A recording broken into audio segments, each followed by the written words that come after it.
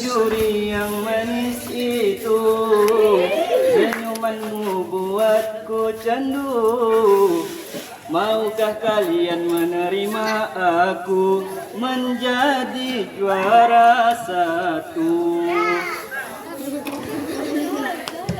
Yang terhormat, Dewan Juri yang hakim lagi bijaksana.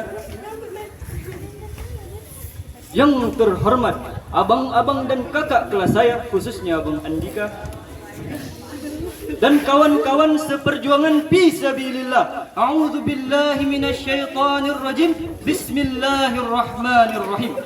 Sebelum saya mengucapkan salam saya, beri saya sedikit waktu untuk berpantun.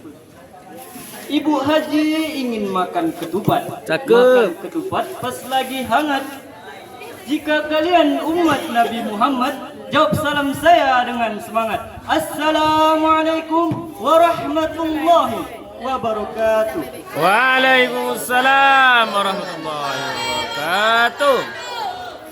Yang pertama dan yang paling utama, yang tidak ada duanya, apalagi yang ketiga.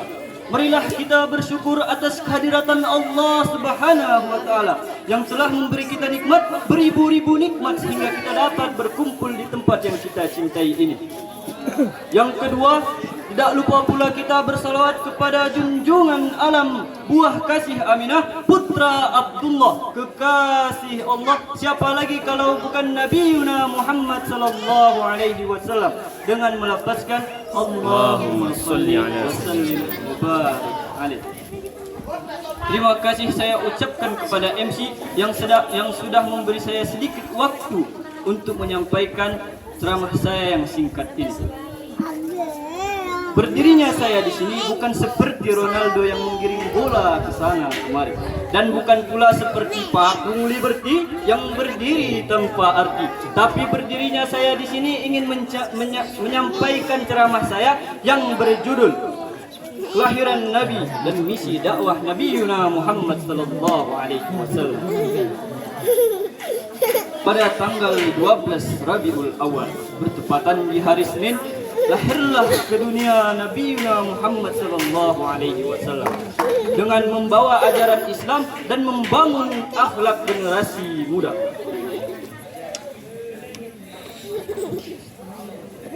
Pada saat itu dia ditinggalkan oleh ayahnya ketika lahirnya, dan ketika umurnya 6 tahun dia ditinggal pula oleh ibunya dengan yang disebut dengan hari kesedihan.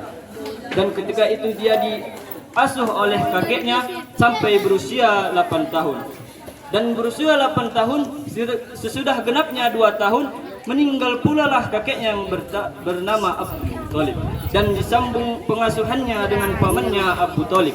Dan di situ dia pada umurnya 12 tahun dia berdagang dengan pamannya menuju ke negeri Syam, dan sampainya di sebuah kampung yang bernama Bashrah, dia berjumpa dengan seorang pendeta yang bernama Buhairah. Buhairah berkata dengan pamannya, "Aku melihat tanda-tanda kenabian di keponakanmu ini, maka cepatlah bawa ia pulang dan jagalah dia dengan sebaik-baik mungkin, karena ditakutkan akan berjumpa dengan orang Yahudi."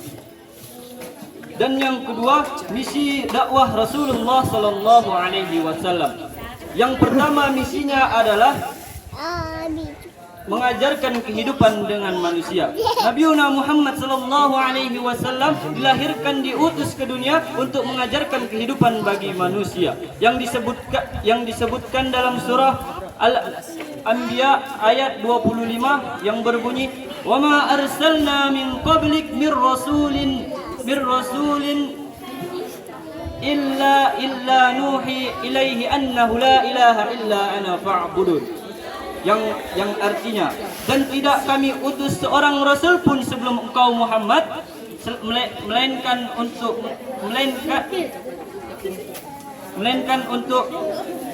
melainkan kami mewahyukan kepadanya bahwa tiada Tuhan yang berhak disembah kecuali Allah Subhanahu wa taala. Dan yang kedua, menyempurnakan akhlak manusia. Nabi Muhammad sallallahu alaihi wasallam merupakan acuan dunia dengan akhlaknya yang tiada bandingannya. Nabi Muhammad sallallahu alaihi wasallam akhlaknya bukan hanya dipuji oleh manusia, tapi Allah pun ikut memujinya. Sebagaimana dalam surah Al-Qalam ayat 4 berbunyi innalaka la'ala khuluqin azim, yang artinya dan sesungguhnya engkau benar-benar orang yang berbudi agung. Dan di sini apakah umatnya mengingat Nabi Muhammad sallallahu alaihi wasallam? Tidak, wahai manusia.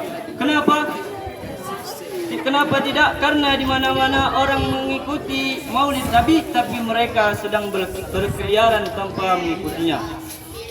Dan juga Nabi Muhammad sebelum meninggal dunia, Nabi Muhammad mengingat umatnya yang berkata ummati, ummati, ummati, yang artinya umatku, umatku, umatku. Akan tetapi manusia dan orang-orang zaman sekarang tidak menghiraukan itu semua. Perempuan dengan gagahnya memamerkan rambutnya dan juga memamerkan dadanya dengan pakaian yang tidak mempesona.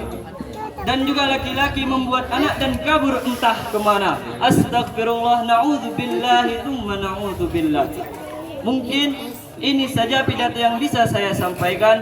Kurang dan lebih saya minta maaf. Saya akhiri. Assalamualaikum warahmatullahi wabarakatuh.